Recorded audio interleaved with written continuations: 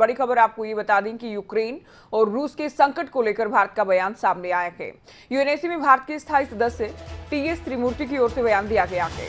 Ukraine सीमा पर विवाद बढ़ना चिंता की बात है, ये भारत की ओर से उनकी ओर से कहा गया है। यूक्रेन में 20,000 से ज्यादा भारतीय छात्र हैं, नागरिक हैं और भारतीयों की सलामती हमारी प्राथमिकता है सबसे बड़ी। केवल राजनीतिक बातचीत से ही ये मुद्दा सुलझ सकता है। दोनों ही पक्ष संयम रखें, ये अपील की गई है। तो यूक्रेन और रूस के बीच हालात सुधरते नजर नहीं आ रहे हैं। तनाव की स्थिति लगातार बनी है। इस बीच यूएनएससी की ओर से बैठक बुलाई गई, देशों की ओर से अपना अपना पक्ष रखा गया। भारत ने दोनों ही पक्षों से अपील की है संयम से काम लेने की।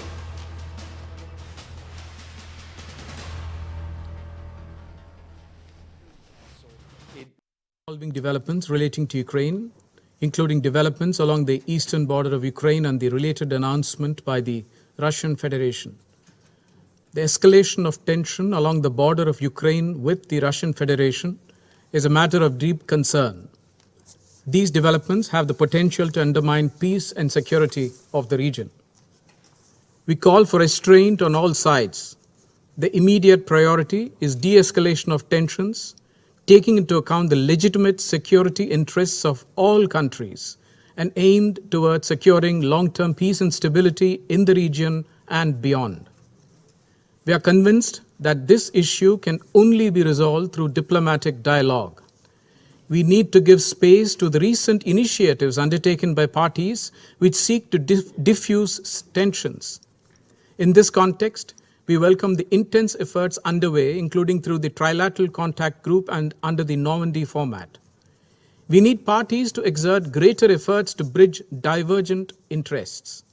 We cannot afford to have a military escalation.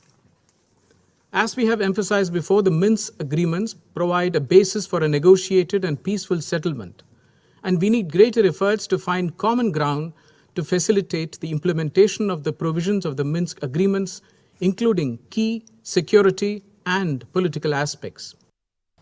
चलिए, यूक्रेन को लेकर, रूस को लेकर हम बात करेंगे। पीके सहगल, डिफेंस एक्सपर्ट, हमारे साथ फोन लाइन पर आ गए हैं। सर, स्वागत है आपका खबरें अभी तक पर।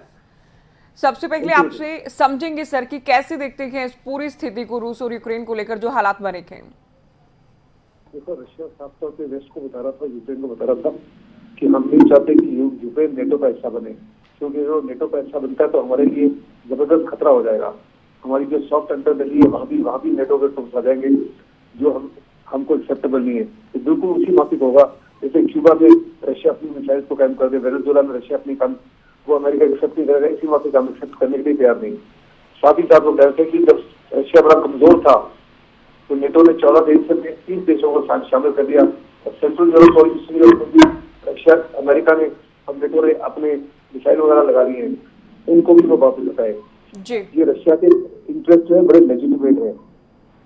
उनके जो इमीडिएट वॉर एम्स थे वो साफ तौर पर नजर आ रहा था कि वो बिल्कुल उसी माफी की कार्रवाई करेंगे जैसे उन्होंने क्रिमिया को अटैक करने के लिए किया था, कि जो ईस्टर्न यूक्रेन में प्रो रशियन सेपरेटिस्ट हैं उनको मान्यता दे देंगे, और वो उन्होंने मान्यता दे दी है। और उस मान्यता के तहत जो है जो लोकल वहाँ पे वो एक अपने प्राइम मिनिस्टर को नियुक्त कर देंगे और वो एक अपना पार्लियामेंट बुलाएंगे और एक रेजोल्यूशन पास करेंगे कि रशिया के साथ ज्वाइन करना चाहते हैं, बिल्कुल उसी मामले जैसे क्रिमिया में हुआ। अच्छा, भारत के लिए क्या स्थिति रहेगी, क्योंकि यूएनएससी में जो जवाब दिया गया है सर, उसे आप कैसे देखते हैं कि दोनों ही पक्ष संयम रखें, अपील की गई? देखो, हिंदुस्तान ने साफ तौर पर कहा कि जो रशिया ने कार्रवाई की है उससे हम काफी ज्यादा चिंतित है। बड़ा लाजमी है कि मिलिट्री ऑप्शन मत एक्सरसाइज किया जाए, नॉर्मंडी फॉर्मेट और मिन्स्क एग्रीमेंट के तहत आगे बातचीत की जाए और डायलॉग के माध्यम से ही इस इश्यू का समाधान निकाला जाए। हिंदुस्तान का जो है बिल्कुल सही है, क्योंकि लड़ाई अगर होती है तो बहुत जबरदस्त नुकसान होगा पूरे यूरोप को और पूरे दुनिया को। आज के माहौल में पूरी दुनिया कनेक्टेड है और एक कनेक्टेड दुनिया में कहीं भी कुछ होता है, जैसे सीरिया में कुछ हुआ तो पूरी दुनिया फिट हुई है। उभरा था पूरी दुनिया, इसमें बहुत जबरदस्त पैमाने पर रिफ्यूजी प्रॉब्लम होगी, ऑयल प्राइसेस आसमान को छूलेंगे, इकोनॉमी बैठ जाएगी, जो कोविड का रिकवरी हो रही है दुनिया की रिकवरी रुक जाएगी। बड़ा लाजमी है कि कोई ना कोई तरीका ढूंढा जाए नेटो से और अमेरिका के माध्यम से कि जो रशिया की लेजिटिमेट सिक्योरिटी नीड्स हैं, जिसका हिंदुस्तान ने भी कहा कि सबकी लेजिटिमेट जो सिक्योरिटी नीड है उसको ऊपर ध्यान दिया जाए। जी रशिया का साफ तौर पे कहना है कि आपने हमको सेंट्रल यूरोप से घेर लिया है, ईस्टर्न यूरोप से घेर लिया है, और 5 जो सेंट्रल एशियन रिपब्लिक थी उनमें भी पांचों के अंदर अमेरिकन मिसाइलें और ट्रुप्स आ गए। यानी दूसरे लोगों में हर तरफ से रशिया को घेर रहे हो। जी यूक्रेन का बहुत बड़ा बॉर्डर है रशिया के साथ में, बिल्कुल। वो वहाँ उनकी सबसे ज्यादा वल्नरेबिलिटी है। अगर वहाँ भी नेटो के हथियार आ जाते हैं तो रशिया जो है अपने आप को हर प्रकार से घिरे हुए महसूस कर रहा है। इसलिए वो कह रहा है कि हमको गारंटी चाहिए लिखित रूप में नेटो से और यूक्रेन से कि किसी भी हालत में वो नेटो का हिस्सा नहीं बनेंगे। मेरे मुताबिक उनकी ये डिमांड जो है बिल्कुल लेजिटिमेट है। जी और सर अनफॉर्चुनेटली अमेरिका ने सैंक्शन लगा दिए हैं। बिल्कुल। ये दो रीजन जो है ईस्टर्न यूक्रेन के, इनके ऊपर रशिया के ऊपर सैंक्शन नहीं लगाई। ये सैंक्शन तो इनके ऊपर एक किस्म से काम भी नहीं करेंगी। और दूसरा ये दोनों प्रोविंसेस बहुत ही ज्यादा मुसीबत में आ जाएंगी। बिल्कुल। तो देखना होगा कि आने वाले दिनों में क्या कुछ हालात बनते हैं। बहुत शुक्रिया सर, आपने वक्त दिया हमारे साथ जुड़े। तो पीके सहगल को आपने सुना, जिनकी ओर से बताया गया कि हालात क्या हैं, पूरी ही दुनिया पर इसका क्या असर हो सकता है कि अगर आने वाले दिनों में जंग होती है, और भारत के लिहाज से अगर आप बात करते हैं तो क्या कुछ असर रह सकता है। तो भारत ने क्या पक्ष अपना रखा कि यूएनएससी में, एक बार फिर से आपको सुनवाते हैं। Developments relating to Ukraine, including developments along the eastern border of Ukraine and the related announcement by the Russian Federation. The escalation of tension along the border of Ukraine with the Russian Federation is a matter of deep concern. These developments have the potential to undermine peace and security of the region. We call for restraint on all sides. The immediate priority is de-escalation of tensions, taking into account the legitimate security interests of all countries and aimed towards securing long-term peace and stability in the region and beyond. We are convinced that this issue can only be resolved through diplomatic dialogue.